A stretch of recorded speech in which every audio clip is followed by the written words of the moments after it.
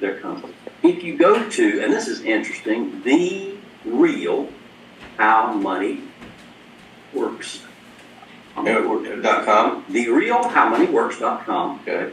That will take you to the site. You can download the PDF there. It's got. Where is it? It's not there yet. There. Well, okay. Looks like that. And okay, let's see what it looks like. Okay. Real quick. And it's got videos. Who's the shape? I don't know. Okay. She's cute, and she talks about things. There are videos. Okay, I know it. There are all these kinds of things, and you can free digital book. Get yours now, and it will download the PDF. Okay. Here's your 5-minute checkup. Oh wow, they have that. That's what I'm saying. It's good. Now, So you notice it's average income, number of years, total amount earned, amount of personal savings, divide D by C, and you get the percentage that you guys.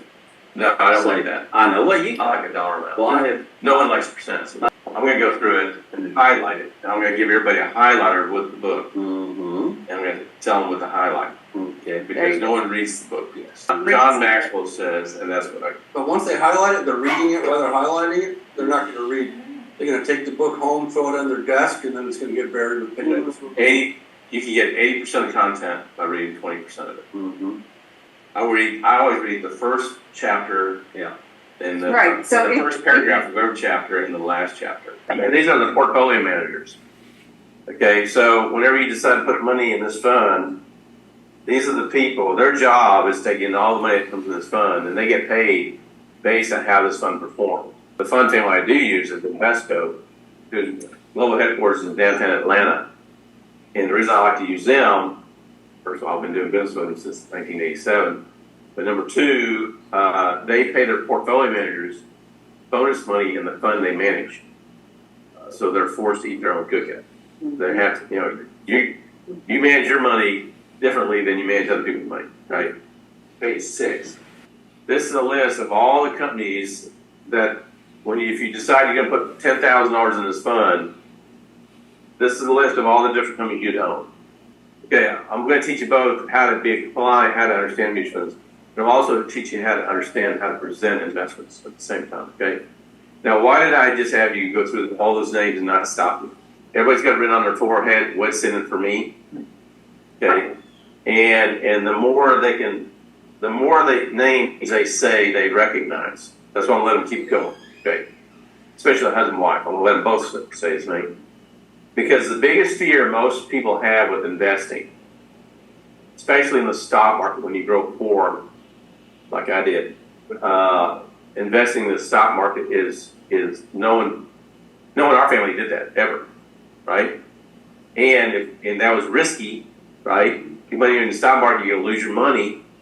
Okay, so to dispel that, what's good about mutual funds is if you're not buying one company, you're buying hundreds of companies all at the same time.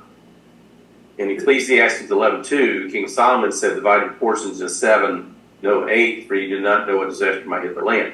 And don't put all your eggs in one basket. So when you put money in a mutual fund, you own all these different companies at the same time. Okay. So how likely is it that all these companies on this list would go out of business at the same time? Very low chance, right? So that's what's great about mutual funds. You're not buying one company like Kmart, right, or Delta, or whatever. You're buying hundreds of companies. Okay, and even if you put $10,000 in here, right, and we woke up tomorrow and McDonald's is completely out of business, how much money would you have lost if $55 out of a $10,000 investment? Is that small, big, or little? Okay, so you wouldn't worry about that. Plus, the fund manager that managed the fund, he would have seen there was a problem with McDonald's way before it went out of business, and he would have sold it and bought something else, right? So let's see how this fund is done. This fund started in 1934, right? Items right here are all the reasons you were told not to invest in the stock market the last 80 some odd years. So, for example, when this fund started, what was going on? Great Depression, right? Okay, how bad was the Great Depression? How long did it last? Long time. Okay, so it was bad. And then what happened? Well, what happened in 1941? Yeah, Pearl Harbor. When the Germans attacked Pearl Harbor, right? The unemployment rate in 82 and 83 was as high or higher than it was during the 2008 recession. 10.3% unemployment rate. Okay. My father-in-law built a house in Carrollton, and he was happy to get it at 12%. Yeah. Y2K, what was going to happen at Y2K? All the planes were going to fall out of the sky, everything was going to shut down, you wouldn't have any money, right? All that going. But if you would have put $10,000 in this fund in 1934 and just left it there, what would you have today? The upper right corner, how much money would you have today?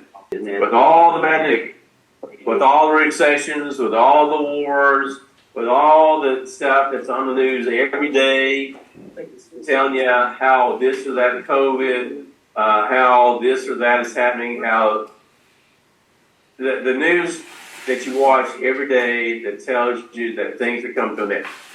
Okay, if you ignored that, okay, put your 10 grand in here in 1934. Your grandfather, your father put in $10,000 and left it there. Today, it'd be worth over $200 million, right? And in the bottom right-hand corner, in that little gray box, what's your average return in that fund from 1934? 4.4%? Yes. See, now look at the bottom. You'll see red boxes and blue boxes on the very bottom. Total return boxes? Yeah. Okay. So there are reds and blues. The reds are all the years this fund went down in value. Well, for the most part, it was blue. So more reds or blues? More blue.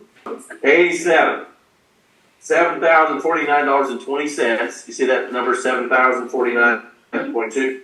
If you would have put that much money in here in 1987, by 1997, what was it worth? What is the number? So you'd have how much more money? 4 times, nearly 5 times more money. Stockbroker market dropped 19% in one day. And also in 2008, the market went down 34.7%. But the following year, it was back up 27% of that. Yep. And then the following year, another 10%. So they were recouped plus before 2 years were out.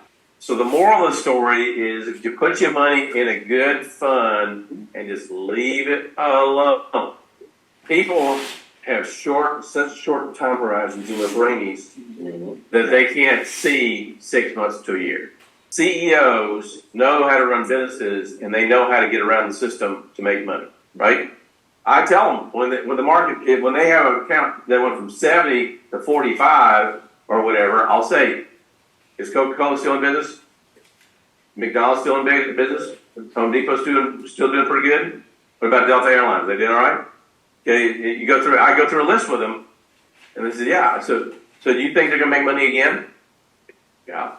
Okay. Do you think that this is one of the things that happens? Okay. So it's actually smarter right now to put more money in your account. Okay. Because now you're buying it at a cheaper price, right? The reason I've been successful in the investment arena is a lot of advisors, when the market's down like this, won't answer the phone. Mm-hmm. Right. But the reality is I'll call them in advance, or when they call me, I answer and I talk to them, and I'll tell them why it's actually good news. The problem with news, the reason I don't watch news, okay, because it's easier to sell negative news than it is positive news. And you start talking to them how the market's not going to stay down forever. Right. The economy's not going to be bad forever, right? The guy that does have 100 million, has 70 million, goes to 45. It doesn't bother him as much as the person that had 70,000 that goes to 45,000. Yeah. Sam Walton, how does it feel to lose $400 million? Because I don't know, ain't there? Still live in the same house. Right. Yeah, he drove a 1973 Chevy pickup. He picked people up at it from the airport in a 73 pickup. When he was a billionaire, multi-billionaire. You have to be the calming figure in the storm. I always equate it to, let's say, who's ever flown on a Delta flight or an airplane? Okay. Now, if you're on a skies like today, where it's pretty and it's sunny, no wind, it's easy to fly airplanes, right? easier, right? Now, but we pay our pilots hundreds of thousands a year to fly that plane, right? When it's pretty and sunny out, right? But we don't pay them for that, do we? No. What we pay them for is the days when things are going wrong, right? When stuff stops working, or when there's a really bad sudden thunderstorm, or wind shear, or hailstorm, or lightning storm, whatever. Okay, that's when we pay him. That's why we pay him a couple $100,000 a year, right? Yeah. That's why we get paid a couple $100,000 a year. Okay, like I was saying, in the '80s, I'm not kidding. From when I got started in the late '80s to 2000, that period of time was easy. I was making my clients 15 to 18% every year without even trying. Maybe it was the crazy. But when 2000 hit, things changed. Okay, from 2000, 2010 is known as the lost decade. Okay, it's the worst 10-year period in U.S. history. Okay, now if you look at that, you still make money. Okay, you didn't make much, but you still made money. Okay, but the point is your job. Your job is like the Delta pilot. Okay, everyone thinks you're overpaid, everyone thinks you're going great.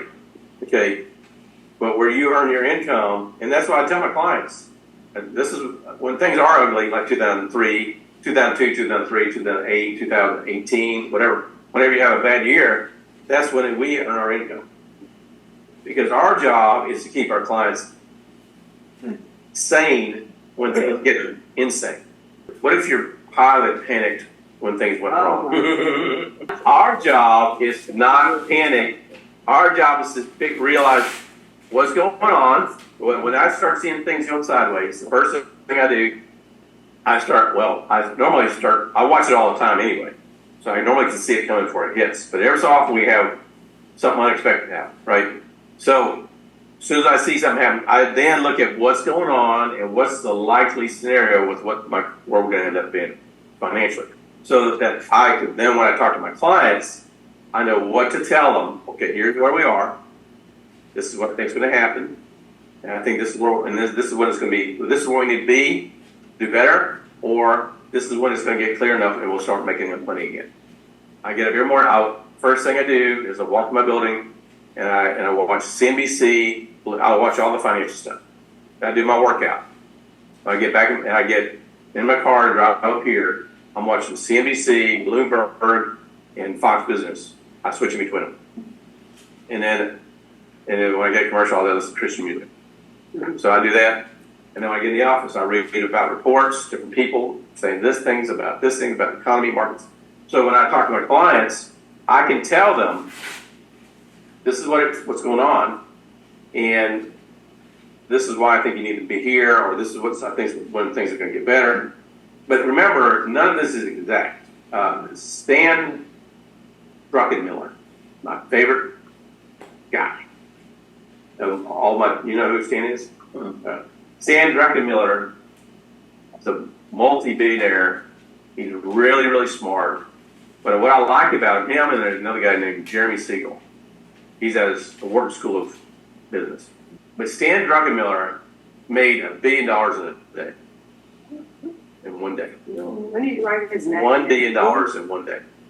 He did what's called, he did a thing called arbitrage. Huh? Yeah. Druckenmiller. Drucken Miller. Druckenmiller. Druckenmiller, yeah, that's German. So Druckenmiller, well, I like him. Well, number one, he's very honest. Well, here's another thing. When you're super wealthy and you're not political, you can say what you want. Right. You can tell the truth. Right. And that's what I like about him. And he just had he spent time, he was speaking at the Pershing.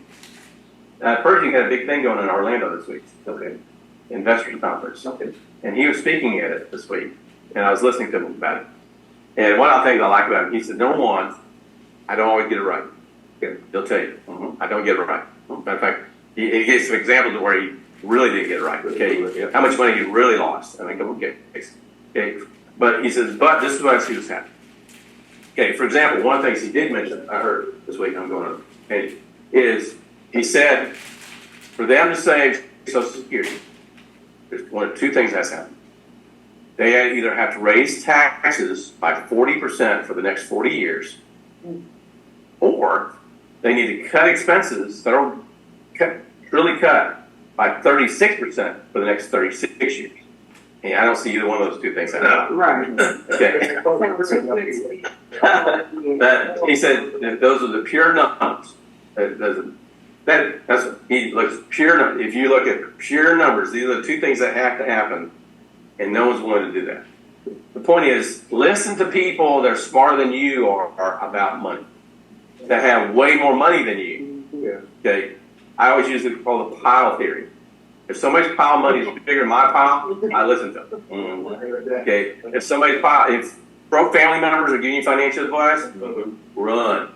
I saw there were guys that are dumber than me making way more money than me, like Scott Pinker. He was my selling ticket. Okay. Because I go to a fast start school, here's old Scott with his cut off shorts and his sneakers, okay, and whatever, baggy, whatever, and he's up there and he's making $300,000, $400,000, $500,000 a year. I'm thinking, if that guy can make $300,000 or $500,000 a year, I know I can. I know I'm as smart as he is. So when I saw that, I said, I think I can do well here. I bit America 91, September 91. Skip Ridley, who's my RVP, my SNSD, and Mike Crawford was my NSD.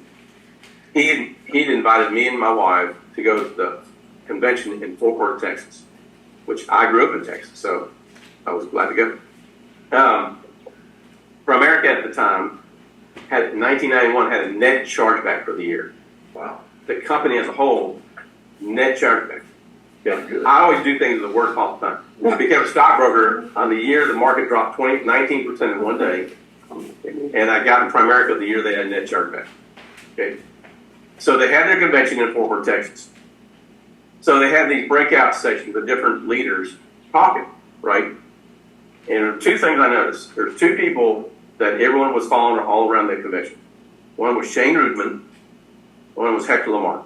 Everywhere those two people walked, there was a crowd of people around. Okay. And then I went in a room where Shane Rudman was speaking. And he was talking about this and that. And he's a very good speaker, and he talked about his presentation, all this stuff. So I managed to get a cassette tape of Shane Rudman's presentation. And I listened to it and listened to it and listened to it until I had it word for word. I knew exactly what he said, when he said it, how he said it. I listened to it. I wore it slap out. And then what I would do is I would try to set appointments and try to do that. Okay. And here's how it works. Whenever you learn how to do a presentation that someone else has done, when you first say it, when it comes out of your lips, it sounds foreign to you. It's not you. Okay? It doesn't sound like you. Okay? The first time you do it. But if you do it all the time, eventually it becomes you. And when I was setting appointments, I was trying to see at least 8 to 10 people a week. I could try to go on 2 appointments a day. I do the Shane Rudman presentation. I started seeing success with it. I started getting some clients, started getting some things going. One of the things that Tom Hopkins teaches to me is exactly how it should be. How sales needs to be done. Who here has ever been to a car dealership and the guy trying to sell you cars, trying to sell you a car that you want any part of? You want any part. Okay. So why is that? Because the car dealer guy that's selling, the guy that's not a professional salesman, he's trying to sell you something that all he wants to do is sell you something. He doesn't care whether you like it or not. He just wants to sell it. What if you talk to a salesman, and when I say salesman, you take a negative. What if you had a person you walked up to, you said, okay, what kind of car are you looking for today? Why do you want that? Tell me what you're trying to accomplish. He starts asking you questions about what it is you want, right? And he tries really, really hard to match you up with what you want with a car that's going to meet your needs. How does that make you feel? So that's what Tom Hopkins is all about. The key to Tom Hopkins is you got to learn how to ask questions. And we were taught that we weren't to ask for anything. But when I started getting kids and I was already in this business, I realized that's not correct. My kids were always allowed to ask questions as long as they're polite about how they did it. Learning how to ask questions is the key to success in this business. Let me go even further. Learning how to ask questions and hearing people out is the key to success in life. How happy is your wife if you listen to everything she tells you and hear her out? And I'm telling you, if you learn this will change your life. And at first, again, it's foreign, okay, because we're taught, all of Primerica teaches that, like me, when I first got going, doing the Shane Ruderman presentation. Now, the good thing about the Shane Ruderman presentation, it did have questions built into it to help you, okay? But really, the key is learning how to ask questions. And one of the things I always do that makes the client know that I'm listening to them, I ask them, do you mind if I take some notes? They love that. Okay. So then when they start telling me what they want, I start writing it down. What age would you like to retire? Is retirement more important to you, or sending kids to college, or retirement, or being at debt? And which of those three things are more important to you? Right? So I write down a list of things, and they tell me I'm going to cover all three, but whatever they rank the highest is the one I'm going to focus on first. So you ask a question, you hear them ask. You write down details about what they said. It might be silence, because that's the other thing. When I get go on an appointment, I'm in charge. If I walk in and the TV's on, I have them turn the TV off. I never put the husband this side, the wife on this side. Right. Never do that. Because you're either going to look at one or the other. Let's say I spend the whole time looking at the wife, and I never look at the husband, or I do the husband, never look at the wife. One feels ignored. So I'm going to make the husband. That's why I always sit here on the end, and I have them sit next to each other. Or I'll sit where she is. I have one sit here, so I can see them both at the same time. When I walk in the house at first, when I walk in the door in the house, when I go to somebody's house, I look at their house, and I can tell you who they are, like that. And I know how to focus what to say and so forth. Okay, so let's talk about what you see. If you walk in the house, and one of the main walls of the house has every family member they've ever had. Pictures of every family member. Okay, they're all about family. If you focus everything you talk about how this is better for your whole family to succeed, then they'll hear you out. Okay. They're all about belonging to the family. And that's what they are. Okay. I went on a appointment several years ago. Pictures on the wall, not a face in any of the pictures. Okay. The pictures of landscapes, mountains, forests. Okay.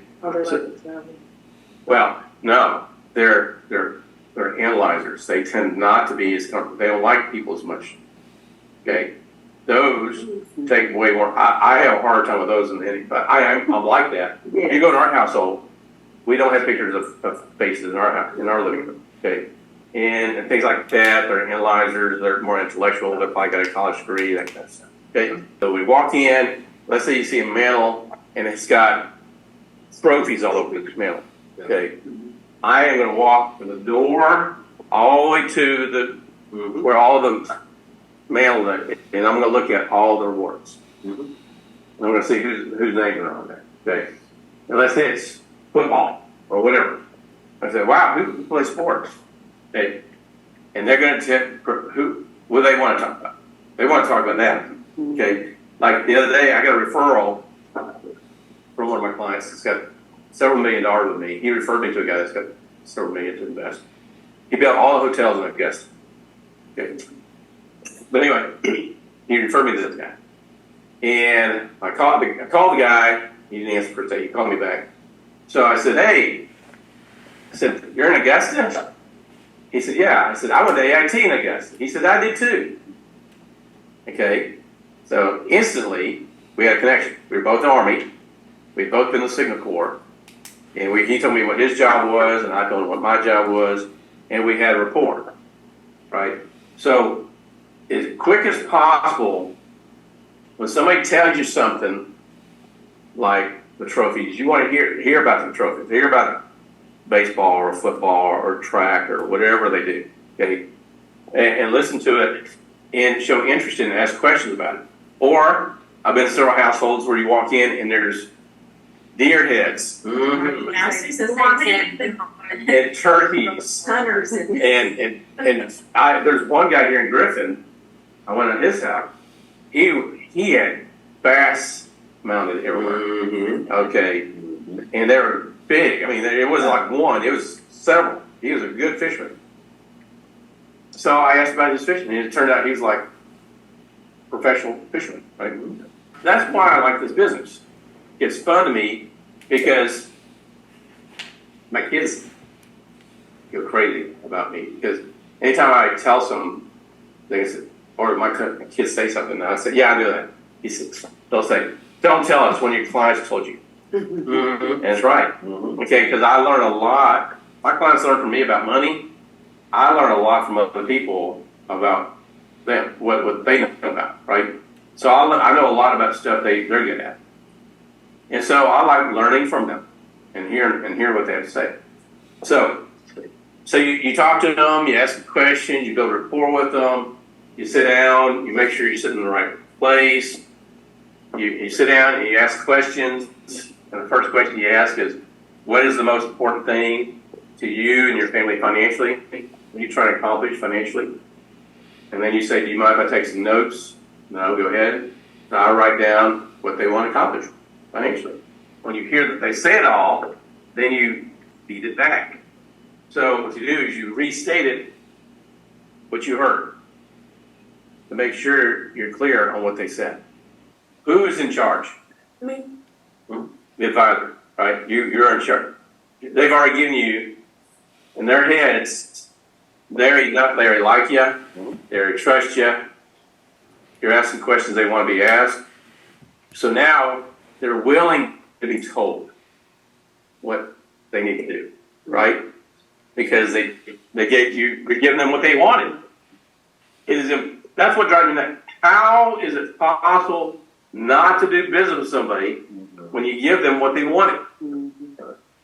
Everything I say or do, I have a story.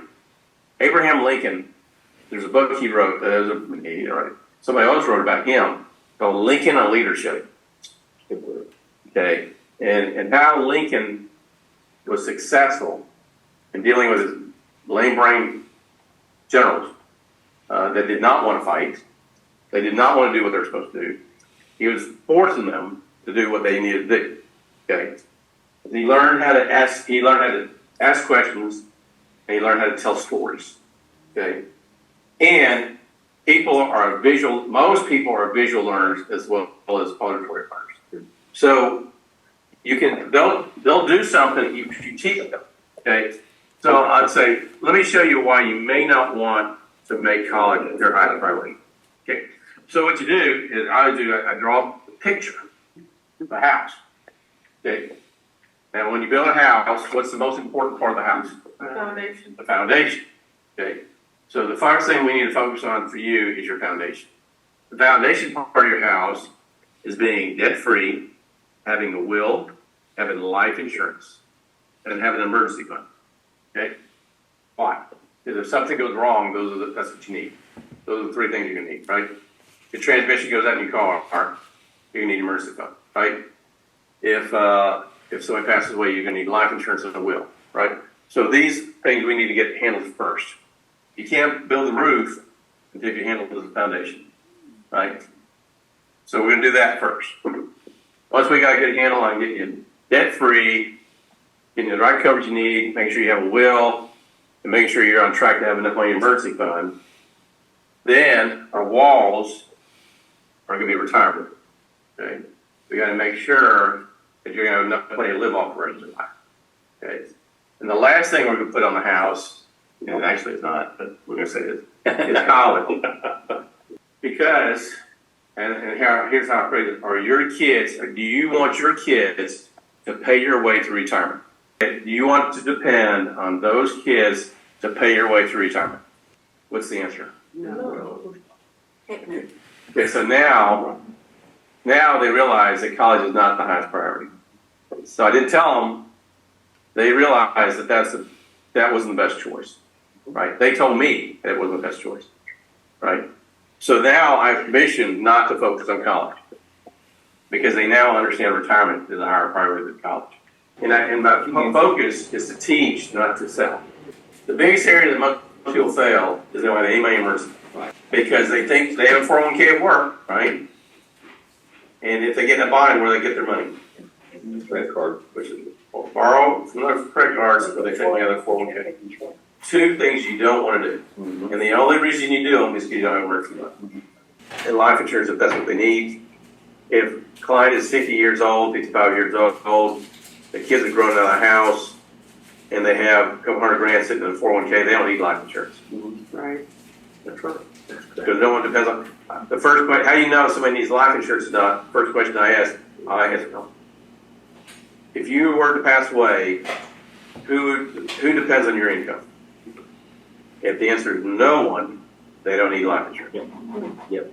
He said, and I've said recently, there are things that are going on right now that don't make sense. Okay, and I can't put my hand. So normally when certain things happen, certain other things happen, and that tells you that's where we're going. What's happening right now is things are happening and they don't make sense. For example, the unemployment rate is not going down; the unemployment rate is not going up. Okay, so we have good employment, but we have a slowing economy. Stagflation. Okay, so that's weird. Okay, so we have some things that are going on that don't jive. China had over $1 billion in population, 1 billion people in their population. They're under 900 million, getting in the 800. Okay, so it does. No, they just wanted policy. So we adopted.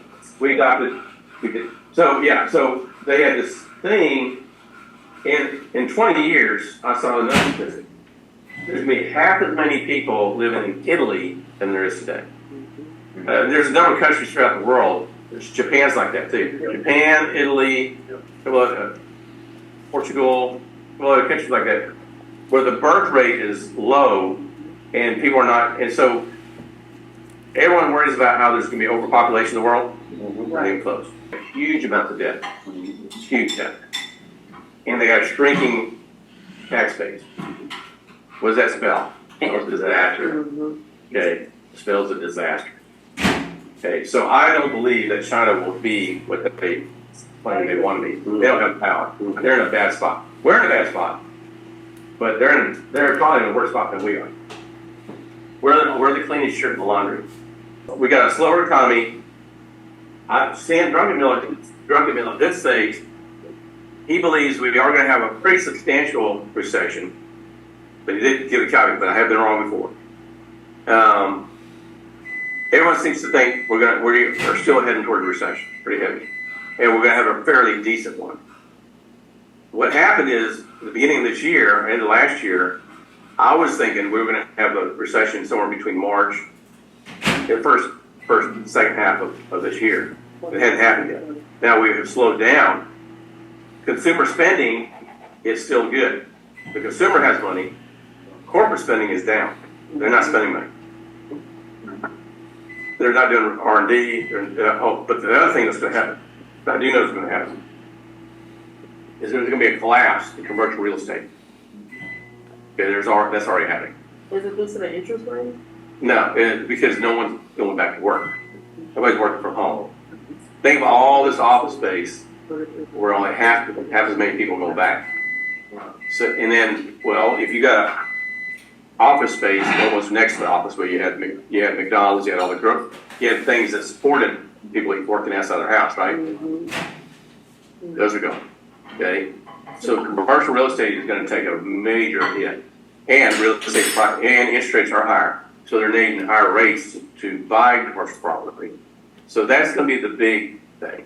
That's going to be the huge thing that happens. Now, residential real estate. What's happening though is the smart people that are in commercial real estate, they're converting the commercial real estate into residential. They can take something that used to be an office and turn it into apartments. Mm-hmm. Right? I love those. I love that. So that's what they're going to start doing. So consumer is strong. The corporations are cutting back. So that is making our economy slow down. Once the unemployment rate clicks up, and once Americans have run through their savings, which is what they're doing, then you'll start seeing it harder on the consumer. And that's when you'll start, because consumer prices are high. Inflation, I think, is going to catch up with the consumer. Yeah. And then we're going to go into what's called, then we are heading towards stagflation. So I'm being very cautious. Yeah. Technology is way overpriced. I thought technology would be the place to go, but it hasn't taken the ease.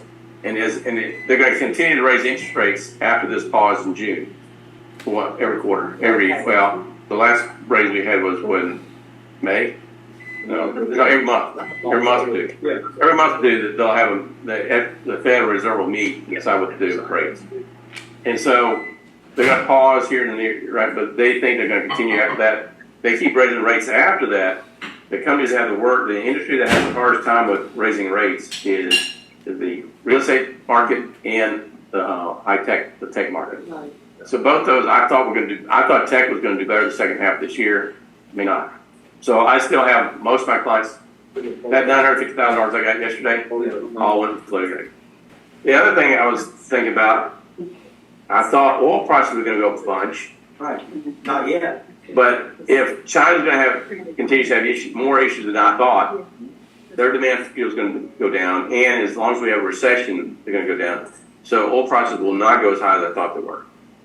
So I'm really thinking about it. But Saudi Arabia cut $1 million a barrel this week, more of production. So to drive up price. Yeah. My exposure to energy, and I'd say keep about 5% energy, 5% gold, because if we do go into recession, gold will continue to do well. Yeah. But the rest is sitting in 5% energy, 10% gold, and remaining floating rates. And not sexy, but it sure is. It's holding its own. It's holding its own, yeah. Yeah. Okay, did y'all learn anything new? Go home.